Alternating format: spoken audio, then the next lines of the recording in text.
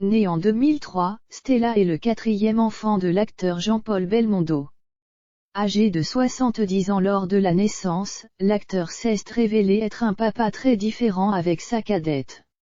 La jolie blonde avait révélé les dessous de leur relation fusionnelle sur Paris Première en 2020. La première fois que Jean-Paul Belmondo a endossé le rôle de papa remonte à 1953 lorsque sa petite fille Patricia arrive dans la famille alors qu'il n'est âgé que de 20 ans.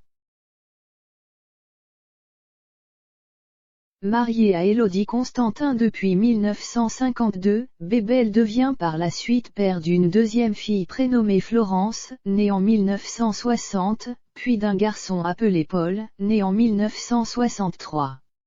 5 ans plus tard, l'acteur divorce de son épouse puis rencontre en 1989 sa seconde femme Nathy Tardivell alors qu'il assistait à un match à Roland-Garros. En 2003, il devient papa d'une petite fille prénommée Stella. Il a alors 70 ans. J'ai eu plutôt un papa très cool. Interviewé lors du documentaire Belmondo l'influenceur diffusé sur Paris Première en novembre 2020, Stella Belmondo a livré de précieuses confidences sur son enfance avec l'acteur, notamment sur l'éducation qu'elle a reçue avec le Magnifique. Je sais que mon père n'a pas été pareil avec mes frères et sœurs avant. Je sais qu'il était beaucoup plus strict. Mais moi, je suis arrivé en dernier donc j'ai eu plutôt un papa très cool et très gentil, qui n'est pas très autoritaire indiquait la jeune femme. Des propos repris ce jeudi 23 décembre 2021 par Gala.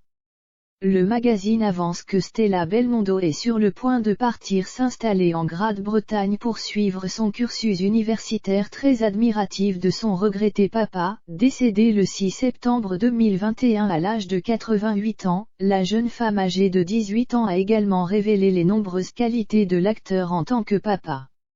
Je pense qu'il a eu beaucoup d'influence sur moi, déclarait la fille de Nathy, et ses traits de caractère qui m'ont le plus inspiré sont l'amabilité, la joie de vivre et le courage.